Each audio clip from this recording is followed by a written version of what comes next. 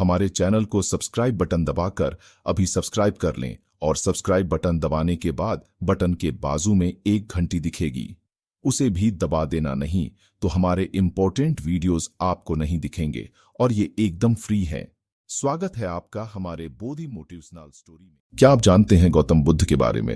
एक बात प्रसिद्ध थी कि वो कुछ लोगों को तो सीधे अपना शिष्य बना लेते थे और बौद्ध संघ में शामिल कर लेते थे, लेकिन कुछ लोगों को अपना शिष्य बनाने से पहले वो उन्हें कुछ दिनों के लिए शमशान घाट में जाकर रहने के लिए कहते थे और फिर उसके बाद ही संघ में शामिल करते हैं। तो आखिरकार वो ऐसा क्यों करते थे, इसे आप जानेंगे इस कहानी के माध्यम से। एक दिन महात्मा बुद्ध से दूर हिमालय से एक व्यक्ति मिलने आता है और वह बुद्ध से कहता है, मैं आपके संघ में शामिल होना चाहता हूँ, कृपया करके आप मुझे दीक्षा दीजिए और अपने संघ में शामिल होने दीजिए। ये बातें सुनने के बाद गौतम बुद्ध उसे व्यक्ति की आंखों में देखते हैं और कहते हैं, मैं तुम्हें संघ में शामिल नहीं कर सकता। अगर तुम्हें संघ में शामिल होना है तो उससे पहले तुम्हें एक पूरा दिन और रात श्मशान में गुजारनी पड़ेगी। ये सुनते ही वह व्यक्ति डर जाता है और कहता है, बुद्ध, ये कैसी शर्त है? दिन में तो ठीक है, लेकिन मैं रात को श्मशान में नहीं रुक सकता। बुद्ध ने पूछा, रात में क्यों नहीं रुक सकते? व्यक्ति ने कहा, क्योंकि रात होते ही श्मशान में भूत प्रेत और आत्माओं घूमने लगती है। बुद्ध ने पूछा, क्या तुमने कभी किसी भूत प्रेत या आत्मा को अपनी आंखों से देखा है?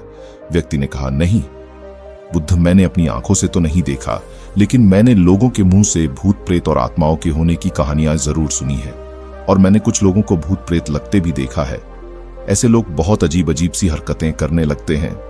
बुद्ध ने कहा, तो फिर यह तुम्हारे लिए एक बहुत ही सुनहरा मौका है ये कि जानने का कि क्या सच में भूत प्रेत और आत्माएं होती भी हैं या नहीं। व्यक्ति ने कुछ देर तक सोचा, फिर कहा, ठीक है बुद्ध, अगर आपकी यही शर्त है तो एक पूरे दिन और एक पूरी रात के लिए मैं श्मशान में रुक जाऊंगा। इसके बाद वह व्यक्ति बुद्धि से आज्ञा लेकर अपने घर वापस चला जाता है। सुबह होते ही व्यक्ति फिर बुद्ध के पास आता है और श्मशान जाने की आज्ञा मांगता है। बुद्ध ने कहा, ठीक है तुम श्मशान जा सकते हो, लेकिन एक बात का ध्यान रखना, पूरे दिन और रात में तुम जो कुछ भी वहां देखोगी या जो भी घटना तुम्हारे साथ वहां घटेगी वो सब कुछ तुम मुझे आकर बताओगे। उसने कहा, ठीक है मैं आपको बता दूंगा। इसके बाद वह व्यक्ति श्मशान के लिए निकल पड़ता है। उसके जाते ही बुद्ध अपने दो शिष्यों से कहते हैं, तुम दोनों उसके पीछे जाओ और उसका ध्यान रखना, लेकिन ध्यान रहे उसे यह बात पता नहीं लगनी चाहिए कि तुम दोनों उसके आसपास ही हो। वे दोनों शिष्य भी चुपचाप उस व्यक्ति के पीछे पीछे श्मशान की तरफ चले जाते हैं। एक पूरा दिन और रात श्मशान में गुजारने के बाद अगली सुबह वह व्यक्ति गौतम बुद्ध के पास वापस आता है। बुद्ध ने पूछा, बताओ क्या तुमने देखा वहां?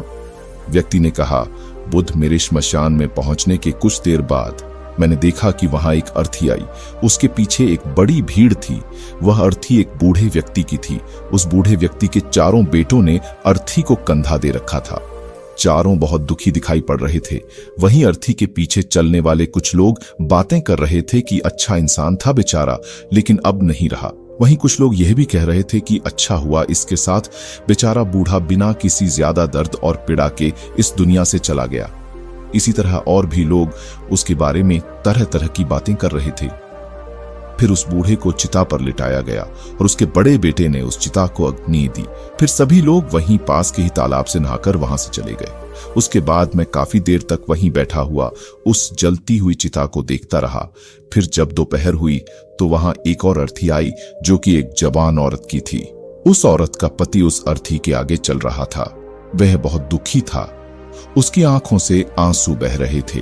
अर्थी के पीछे चलने वाले कुछ लोग कह रहे थे कि बहुत गलत हुआ, इस लड़के के साथ इतनी सी उम्र में ही इसकी पत्नी ने इसका साथ छोड़ दिया। अभी तो बेचारे की पूरी जिंदगी पड़ी है।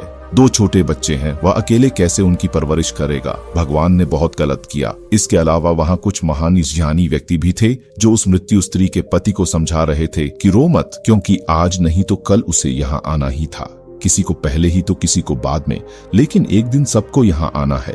कोई मृत्यु से बच नहीं सकता, सब कुछ यहीं रह जाता है। इसलिए हमें क्रोध, चिंता, लालच और बुरे कर्मों से बचना चाहिए। और इसी तरह की और भी ध्यान की बातें वो सभी ध्यानी व्यक्ति आपस में करते रहे थे। फिर उस स्त्री के पति ने उसकी चिता को अग्नि दी और जोर जोर से रोने लगा। उसे रोता देख कुछ लोग उसे सांत्वना देने आ गए। फिर उन सभी लोगों ने भी पास के ही तालाब से स्नान किया और वहां से चले गए। मैं इस बार भी बैठा हुआ उस स्त्री की चिता को जलते देखता रहा। जब शाम होने को थी तो वहां 2 अर्थियां और आई एक अर्थी महंगे फूल मालाओं से सुसज्जित। उसके पीछे जो लोग थे वो बड़े खानदान से लग रहे थे और उसके पीछे लंबी भीड़ भी थी। देखने से ही लग रहा था कि यह किसी अमीर व्यक्ति की अर्थी है। दूसरी अर्थी बहुत ही साधारण सी थी और उसके पीछे बहुत ही कम लोग थे। वह जरूर ही किसी बहुत गरीब व्यक्ति की अर्थी रही होगी। अमीर व्यक्ति की चिता को चंदन की लकड़ी से तैयार किया गया था, जबकि गरीब व्यक्ति की चिता को साधारण लकड़ी से। अमीर व्यक्ति की चिता को पहले अग्नि दी गई, फिर गरीब व्यक्ति की चिता को। बुद्ध ने पूछा, क्या तुम्हें उनकी चिताओं में कोई अंतर दिखा? व्यक्ति ने कहा, नहीं, मुझे तो कोई अंतर नहीं दिखा। दोनों के शरीर एक समान ही जले और अंत में राख हो गए। बुद्ध ने पूछा, फिर क्या हुआ? व्यक्ति ने कहा, उसके बाद रात हो गई और वहां कोई नहीं आया। बुद्ध ने फिर पूछा, क्या तुम्हें वहां रात में भूत प्रेत और आत्माएं दिखी? व्यक्ति ने कहा, नहीं, मुझे वहां कुछ भी नहीं दिखा, लेकिन मैं वहां पूरी रात खुद से ही डरता रहा। कभी हवा की सरसराहट से तो कभी जानवरों की आवाज से, और फिर सुबह हो गई और मैं आपके पास नहीं आ गया। बुद्ध ने कहा, बहुत बढ़िया किया, लेकिन मैं तुम्हें संघ में शामिल नहीं कर सकता। व्यक्ति ने कहा, लेकिन क्यों? बुद्ध ने कहा, क्योंकि तुम अभी उसके लिए तैयार नहीं। संघ में शामिल होने के लिए तुम्हें एक बार और एक पूरा दिन और रात श्मशान में गुजारनी पड़ेगी। व्यक्ति ने बुद्ध को मनाने की बहुत कोशिश की, लेकिन बुद्ध नहीं माने तो उसने दोबारा श्मशान में जाना स्वीकार कर लिया। अगली सुबह बुद्ध से आज्ञा लेकर वह फिर श्मशान की ओर निकल पड़ा। बुद्ध ने इस बार फिर उसे व्यक्ति की सुरक्षा के लिए उसके पीछे अपने 2 शिष्य फिर भेज दिए। 2 एक पूरा दिन और एक पूरी रात श्मशान में गुजारने के बाद वो फिर बुद्ध के पास आया। बुद्ध ने फिर वही प्रश्न किया, बताओ क्या देखा तुमने वहां? व्यक्ति ने कहा, बुद्ध, कल मेरे सामने 8 लोगों की चिंताओं को अग्नि दी गई और उन सबके साथ भी वही घटनाएं हुई जो मैंने पिछली बार आपको बताई थी कि बहुत से लोग रो रहे थे, कुछ उन्हें सांत्वना दे रहे थे और कुछ ज्ञानी व्यक्ति तरह तरह की बातें कर रही थी। लेकिन एक अलग चीज जो मैंने इस बार देखी वो ये थी कि कुछ मृत व्यक्तियों के शरीर के कुछ हिस्से जो ठीक से नहीं जल पाए थे, उन अधजले हिस्सों को चील, कौवे और जानवर नोच नोच कर खा रहे थे। कुत्ते कुछ हड्डियों को अपने साथ उठा ले गए। यह सब देखकर मुझे एक चीज का एहसास हुआ कि जिस शरीर को हम इतना महत्व देते हैं उसका अंत भी एक दिन इसी प्रकार होना है। व्यक्ति ने कहा, बुद्ध, अब तो मैं बौद्ध संघ में शामिल हो सकता हूं। बुद्ध ने कहा, नहीं, मैं अब भी तुम्हें संघ में शामिल नहीं कर सकता। व्यक्ति ने कहा, लेकिन बुद्ध, मैं तो आपके कहीं गई बात के अनुसार 2 बार शमशान में रहकर आ चुका हूं। अब तो आपको मुझे संघ में शामिल करना ही पड़ेगा। बुद्ध ने कहा, जिस महत्वपूर्ण चीज को देखने के लिए मैंने तुम्हें श्मशान भेजा था, तुम अब तक उसे नहीं देख पाए हो, इसलिए मैं तुम्हें संघ में शामिल नहीं कर सकता और तुम जब तक श्मशान में वो नहीं देख लेते जिसके लिए मैंने तुम्हें वहां भेजा था, तब तक तुम संघ में शामिल नहीं हो सकते। ये सुनते हुए व्यक्ति फिर से आज्ञा लेकर अगली सुबह श्मशान की तरफ निकल पड़ता है। वह एक पूरा दिन और रात श्मशान में गुजारता है, लेकिन इस बार उसके अंदर अलग ही चमक आ चुकी थी। उसने वह घटना देख ली थी जो बुद्ध उसे दिखाना चाहते थे। अगली सुबह होते ही उसे बुद्ध के पास पहुंचने की जल्दी नहीं थी। वो अंदर से एकदम शांत और स्थिर हो गया था। उसके चेहरे पर गंभीरता आ गई थी।